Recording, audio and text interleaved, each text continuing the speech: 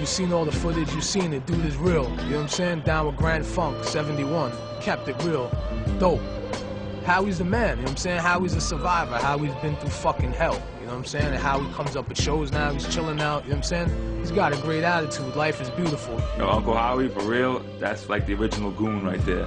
If it wasn't for him, there'd be no nonfiction, there'd be no Uncle Howie records, there'd be no psychological, there'd be no Ill Bill, there'd be no Necro. He was the man that set it off.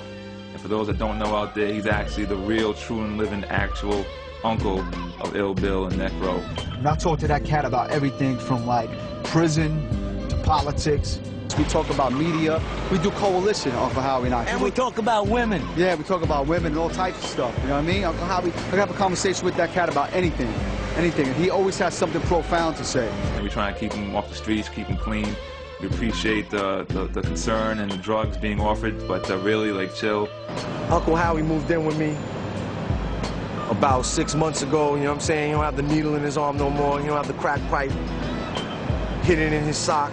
You know what I'm saying? He's back in effect. He's retired, but at the same time, he's reborn. You know what I'm saying? He's risen from the flames. You know what I'm saying? He's regenerated from the ashes. Uncle Howie Records, you know what I'm saying, is getting him open right now. So it's like the fucking battery in his back right now. He don't need drugs. He's living off of fucking music.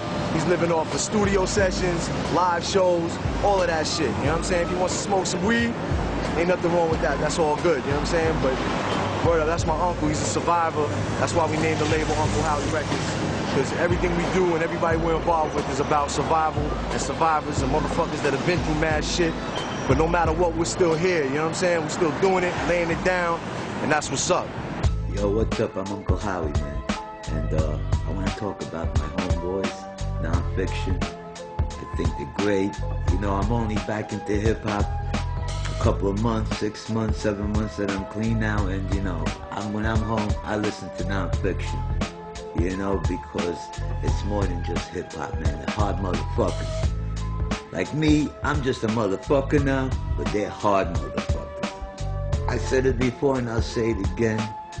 Non-fiction music is good for everybody. The shit is dope.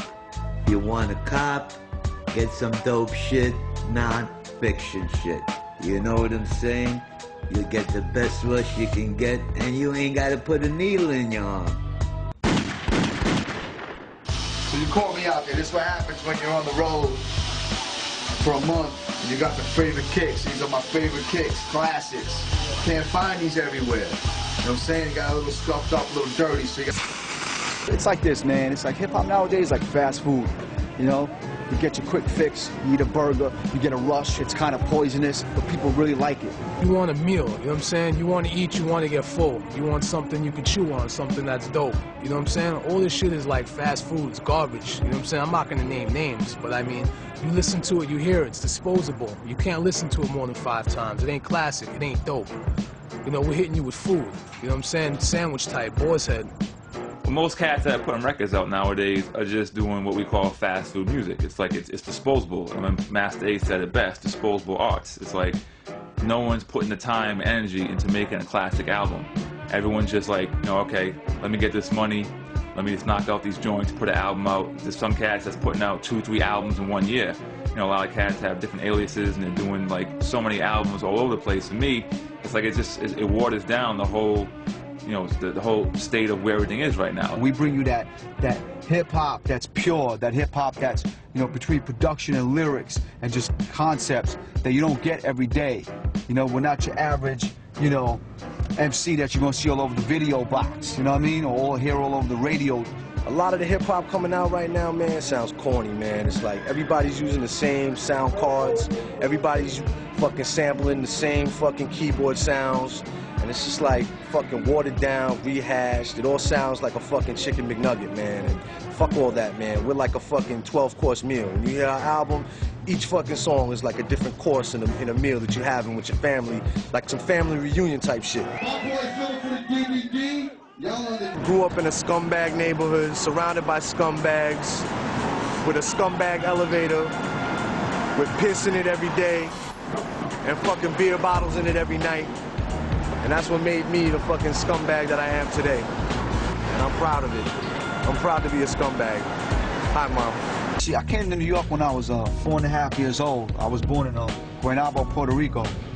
And Takes me right here in Glenwood Projects right now. You know what I'm saying? 5714 Farragut Road. This is where I grew up. You know what I'm saying? This is where I was living when I met Gore-Tex. You know what I'm saying? We grew up together. I'm from Providence, Rhode Island. From 79 to like... I grew up in Long Beach, which is on Long Island. And Long Beach was pretty much a diverse mix of people. You had all different kinds of people. You had white, black, Spanish, you know what I'm saying, Indians. Everybody lived together. There was no real segregation. You know, shit out there was ill. You know, you definitely had an old school scene. You know, that's where I was first exposed to graffiti first, mainly. You know, break dances. That's actually funny because graffiti actually inspired me before any of the 4 elements or whatever. You know, some chick on a bus, probably like 1978, okay? Some hippie chick with a fucking cocaine hat and a sundress, you know what I'm saying? I'm with Mom Dukes, like sitting in the back of the bus going to like Roosevelt Field, you know? Chick sits down, I can't really see what she's doing. She pulls out a Magnum like this, with ink like this, and takes a fucking fly-ass tag on the window, alright? Now, I couldn't see what it says. I got up and it said Sugar Hill Crew, some shit, like 79, some crazy shit. That alone, for whatever reason, that was a mad inspiration. You know, that she was a chick and that she was crazy ill, you know? That was my first kind of introduction to that lifestyle, you know, me being mad intrigued, 5, 6 years old, wanting to pick up records. And in the early 80s, there was a good foundation for hip-hop, for anybody being 8, 9, 7, 10, whatever. If you wanted to be exposed to music, there was a scene that was growing. And, you know, you have breakdancers, MCs, artists, all that. And that inspired me, you know what I'm saying? My cousin was into that, you know, he used to DJ a little bit. He showed me a little shit, he used to throw little parties, have bitches over, you know. And he was basically the first cat that played me Apache. And, you know, for hearing it for the first time on the original record, you know, it devastated me. I hadn't heard anything like it. It wasn't just like a B-boy jam. It just, for some reason, it encapsulated the whole idea of hip-hop, breakdancing, graffiti in one jam. So every time you heard it, you know what I'm saying, it was just hip-hop, hip-hop, hip-hop. Starting with the living room, first batch of records. Voila. Got more joints. Here. Oh yeah, don't forget about these ones down here. And running out of space, so got to fill up the kitchen too.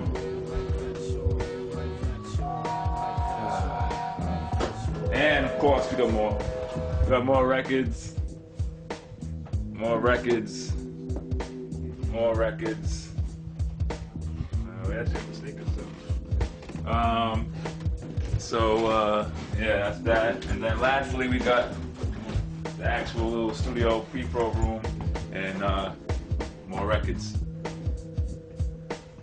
So this is where you know, I come up with all my thoughts and concepts and ideas and stuff like that.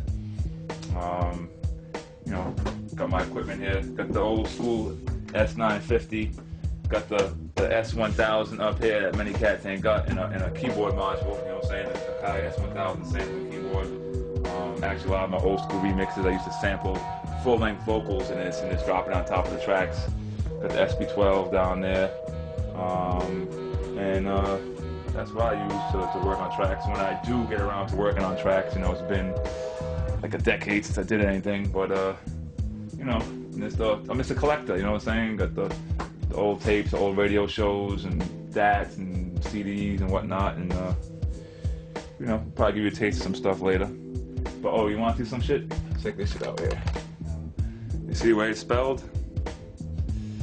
That's how it originally was spelled, bro. This is the first demos of the group. Back before actually Gore-Tex was even in the group, and back before we changed the name and added a little bit of flavor to it.